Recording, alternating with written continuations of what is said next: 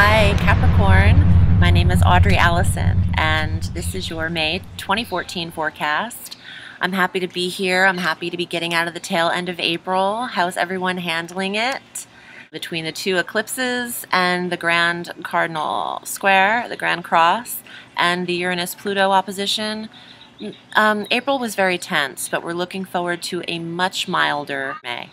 That's some alliteration right there. Try to say that thrice. Okay.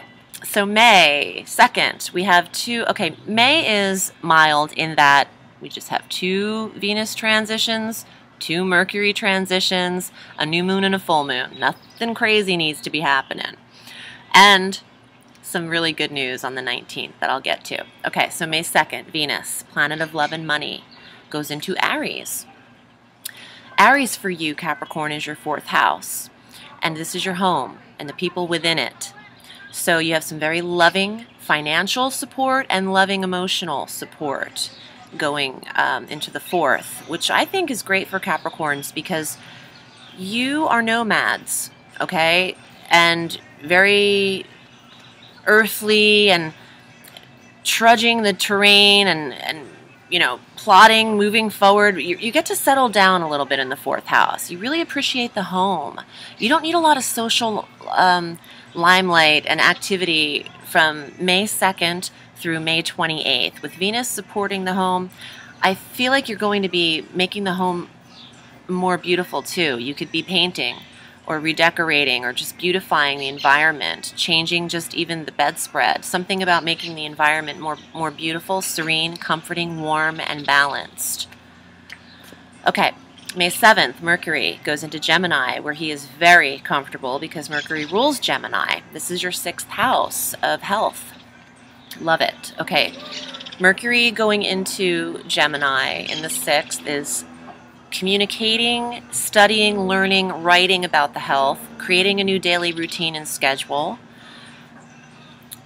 learning about your pets, because pets are the 6th house, but it could be writing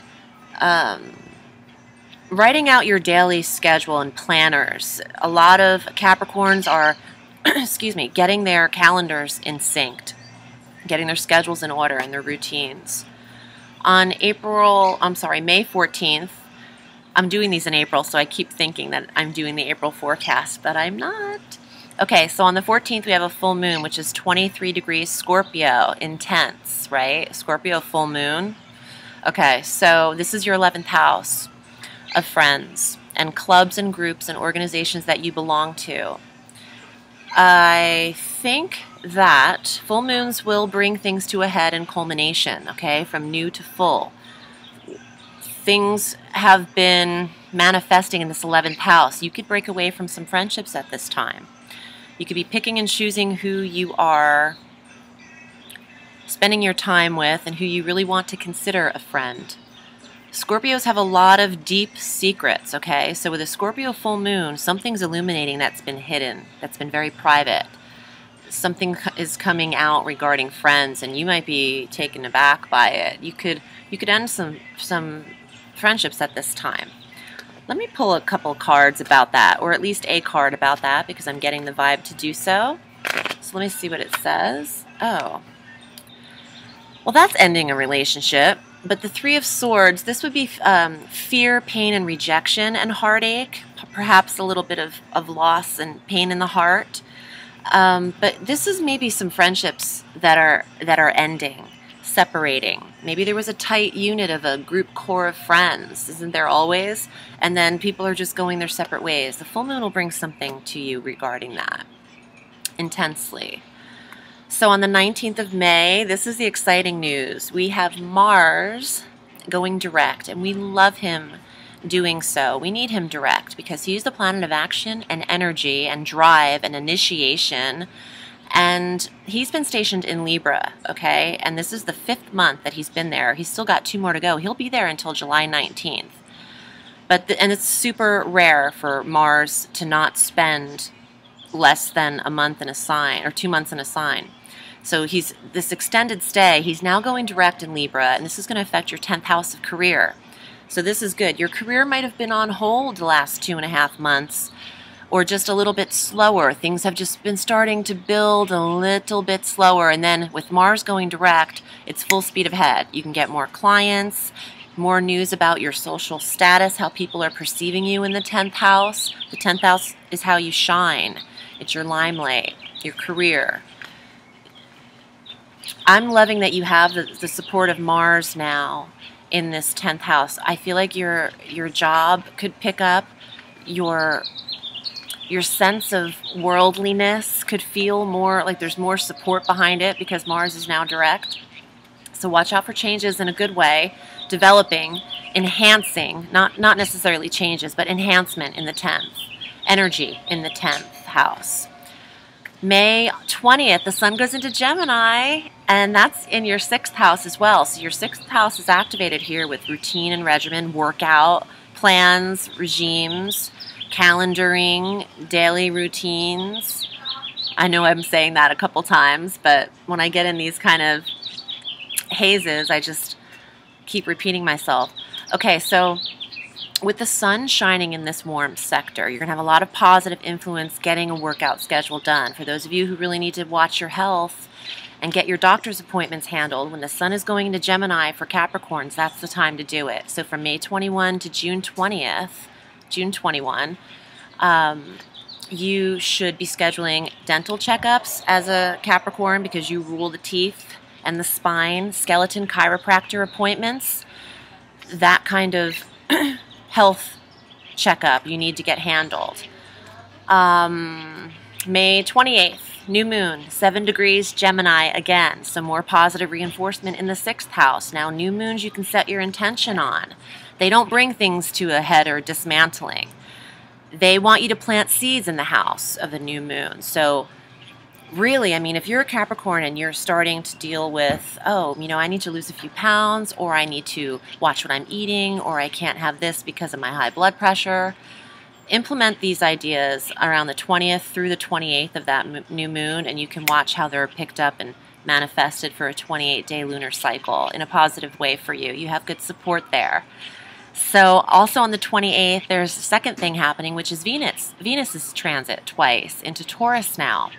Another earth sign, very positive placement for you. Venus going into Taurus will affect your 5th house of children, romance, and creative endeavors. So you'll have the support of the most loving planet in your most romantic house. So this is romance galore. It's also really great creative time for you, for any Capricorns who are artists or performers. This is a great time, the very last time, few days of May, the 28th, but this transit will be in effect through 2 weeks into June, and then we'll get into that next month. But Venus will support relationships with children, will be very loving at that time. Also, you'll have the money or the financial support, because Venus is both love and money. You'll have the financial support to pursue creative endeavors that you hadn't. If you wanted to take the guitar lesson, you're going to find, oh, wait, I have that extra $40 to take a class. You know, just something, you know, will spruce up the pocket. So you'll have money to plan those dates. You know, take your significant other or just someone who you're dating lightheartedly in the 5th house out to dinner. Romantic time. On the 29th, Mercury goes into Cancer, and this is in your 7th house of relationships, your partner, your marriage, your boyfriend or girlfriend, or your business partners, business partnerships, your partnerships in general. Mercury will make you want to communicate more and express yourself to your loved one. You'll be understood more in your relationships. You'll feel like you're being heard.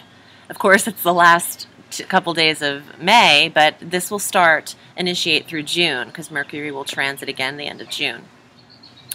But you've got the 5th and 7th house activated in the last couple days of May. Very awesome for relationships and maybe attracting relationships, because Mercury going into Cancer could really mean some positive online dating aspects for anyone who's doing that for the 7th. But it could also help you in the area. You could meet someone locally, because Mercury likes to rule the local areas and local errands. So Look your best going to the stores, ladies and gents, because you never know who you're going to bump into on the sidewalk. Okay, so let me pull some cards for you, and I actually feel like doing more of a reading than just pulling one or two cards. So let me do that. Okay, I pulled this one before, but that's you, Capricorn, and this is the Earth sign. This is the King of Coins, the master of your environment and occupation. So that's the 10th house and the 4th house that's activated for you this month. Second card, King of Swords, authority, decision-making, clear thinking, confidence, communication. The Hermit, solitude, exaltation, meditation, reflection, time alone in the 4th house of home. And then the last two cards I pulled are the Six of Wands and the King of Wands, or staffs, whichever you prefer. The card of relocation is this, movement, maybe moving homes, changing the home, the 4th house, Venus changing the house, or the 4th house of home. You could really be looking for a new home too, or looking for a new environment to live in. And this is honor, respect, and receiving awards for accomplishment. These came up together. So what I'd like to say is that something's going to come through for Capricorns who have already investigated places they'd like to live. You're going to hear news about it when Mars goes direct from the 19th of May on. If you're waiting to hear back from an apartment landlord, if you're waiting to see if your house is cleared escrow and all that, this is saying yes. And the fire in this is Mars, and that's going to happen in the second half of May. That's what I'm thinking. Now, looking at this reading that I have the cards down here together, King of Coins, King of Swords, Hermit, Knight of Staves, and the Six of Staves. What this reading would say to me is that you are in massive control and you are your own authority by having the two Kings cards. You've gained a sense of pride and accomplishment with how you're finally earning your money. You're feeling stable and grounded, your mind is sharp, but you need to spend time alone. Just because you feel this way doesn't mean you should run off and be completely social at this time and start telling everybody about what you've achieved. Keep it in, keep it to yourself for a minute, because I feel like you still need to withdraw in order for things to really manifest. Get through this new moon and plant some seeds in that 6th house of routine and see how you really want your days to go, and then see what happens. Here's your astrological card. Neptune. So Neptune rules Pisces, which he's been stationed for quite a while and will continue to be there. But Pisces, for you, Capricorn, or Neptune for you, would mean some form of disillusionment, or maybe you're not looking at everything clearly, or things aren't coming to, and not everything is seen right now. There's some disillusionment about maybe where you're headed. Things could actually be better than you think they are. So look at it that way. Look at it as always the glass is half full. Okay? That's what I try to do. Thank you so much, Cap. My name is Audrey Alison, and you can find me at audreyallison.com and on Facebook at Audrey Alison, Astrology and Tarot. Have a sweet day, and I will see you in June. Bye.